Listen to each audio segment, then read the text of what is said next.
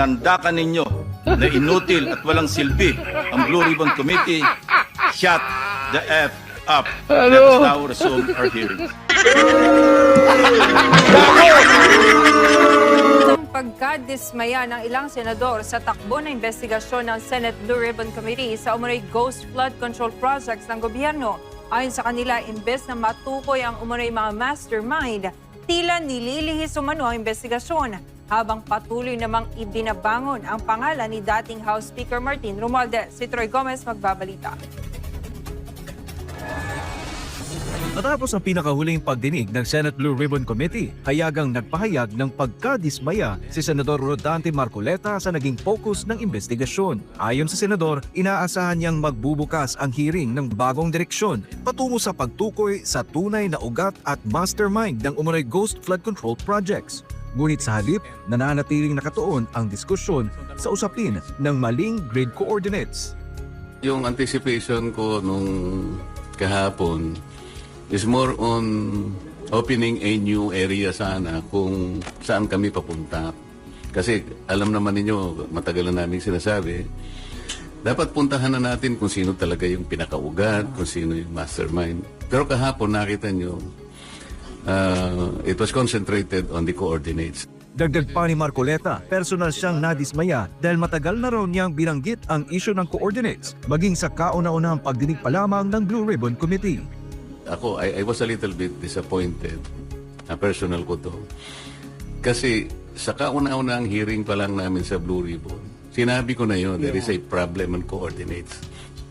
So, ibig sabihin, kahapon lang nila na naisip na totoo pala yun.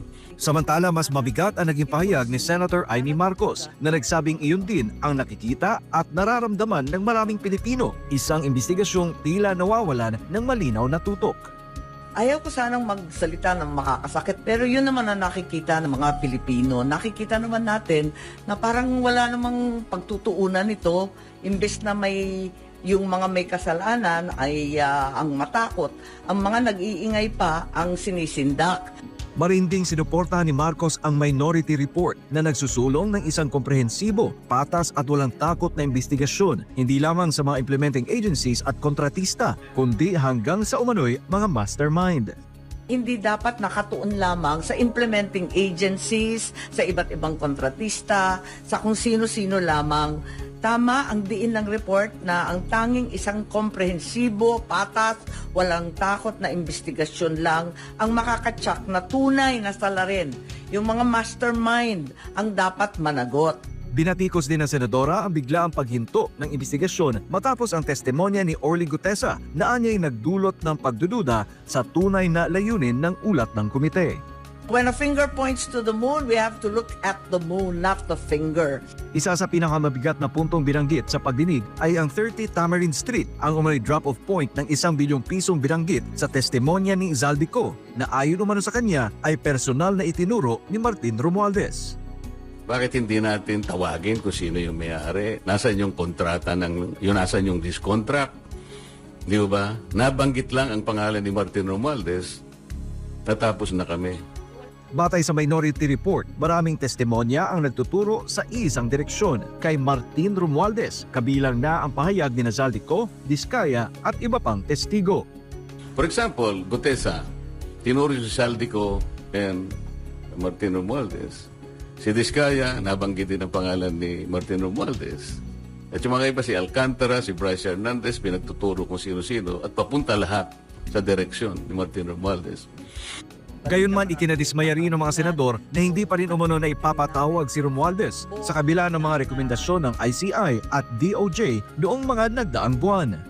So, 2 buwan nang nakaraan, ICI at DOJ, sabi, kasuhan na si Martin at si Saldi.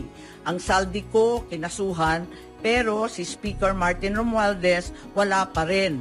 Ang kinasuhan, sa halip kay Speaker Romualdez, sa rekomendasyon ng ICI at DOJ, ay si dating Senador Bong Revilla na naserban na ng warrant of arrest, si Senator Joel, si Senator Jinggoy.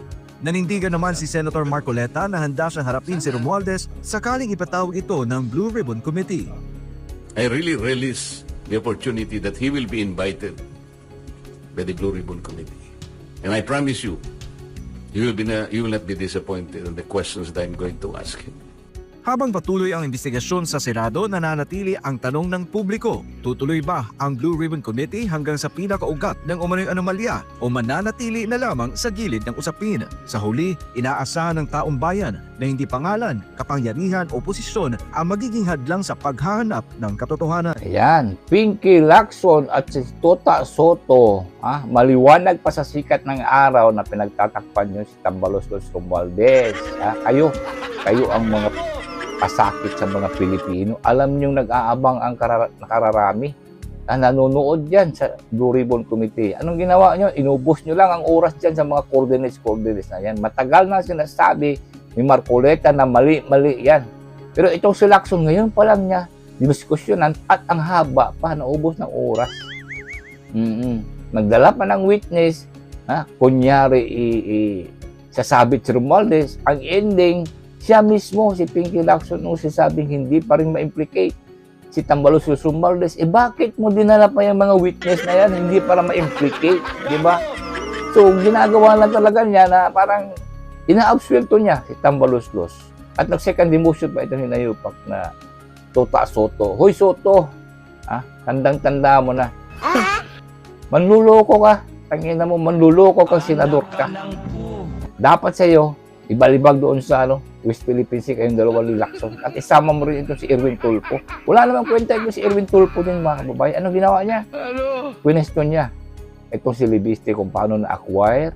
Talagang dinetalye niya na inagaw na ni Libiste. Gago. Instead na pag-usapan ninyo kung anong naman yan sa Cabral files na yan, dinidiscredit ninyo si Libiste. Di ba? Grabe kagago itong mga hayop, mga kababayan.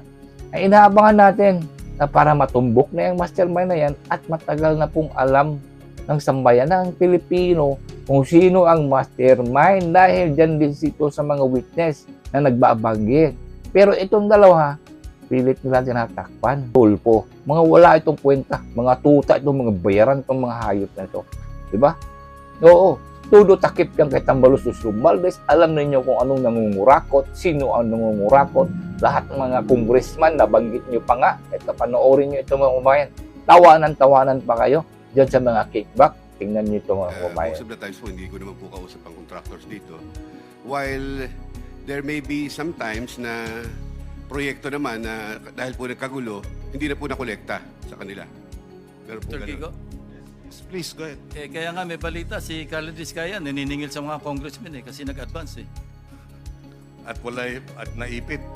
Kasi pumutok tong flood control, nakapag-advance, nagte-text siya sa mga congressmen, naniningil. Tama ba yan, Carly? Your Honor, hindi po. Humihingi lang din po ako ng tulong sa kanila at saka syempre po, talagang may mga utang po talaga sila. Pero Yun na nga yun. hindi po ako hindi po sabi ng extortion to po, hindi po. Refund, humingi ka ng reimbursement kasi nga hindi natuloy yung project kasi nagkagulo-gulo. Paano nagkautang yung congressman? Nag-advance ng contractor. Kaya nga, pero congressman yun. Hindi ko na alam yun. Hindi ko na alam. Thank you. So binabanggit ninyo, dahil contractor siya So inaamin niya na may mga kausap talaga. Anyway, inamin naman talaga niya na may kausap siyang mga congressman na yun na nga, na naniningil. Anyway, Mr. Chair. Ayan, di ba? Yes, please, Alam na alam nyo mismo yung mga kickback, kung sino nagki-kickback, yung mga tulugis na buhayan na congressman. Bakit ninyo hindi tumbukin yan? Bakit hindi nyo pag-usapan? Tawa-tawa pa kayo dyan. Ang ina ninyo. Klarong-klaro na. Binanggit na nga ni Vizcaya na talagang may mga utang yan. Bakit hindi nyo tanong kung bakit nagka-utang? Paano inutang? Kailan binigay ang mga advances ng mga kurakot ng mga congressman? Bakit hindi nyo pag-usapan? Mga hayop, mga politiko. Ito, ang klaseng mga politiko, mga kabayan na talagang pasakit sa taong bayan. Ito, tinatakpan yung mga magnanakaw. Lacson, ang ina mo. So, wala na talaga tayong maaasahan dito sa Blue Ribbon Committee na ito. Mabuti pa itong minority report ni Amy Marcos, shoutout dyan at saka ito kay Marcoleta. Yan ang totoo. Yan, lahat nakaturo dyan kay Tambalos Los Romualdez. Bakit ba kayo takot na takot ni Romualdez? Tota Soto, Lacson, bakit kayo takot na takot kay Tambaloslos Romualdez? Ha? Hindi na po siya ang Speaker of the House, hindi siya na makapamigay ng pera, hindi katulad nung una na talagang iniipit niya ang hindi susunod sa kanya. Ngayon, hindi na po siya. Bakit kayo takot? Bakit kayo ganyan? Siguro Tambaloslos pa rin ng naghahari ngayon dyan eh. Tauhan lang niya itong si D, yung speaker na yan. Diba? Totoo talaga yung mga sinasabi nila. Tambaloslos pa rin daw ang nagkukontrol sa nakakaraming congressman dyan. Sana makarma kayong lahat. Susunod kayo dyan kay Apop.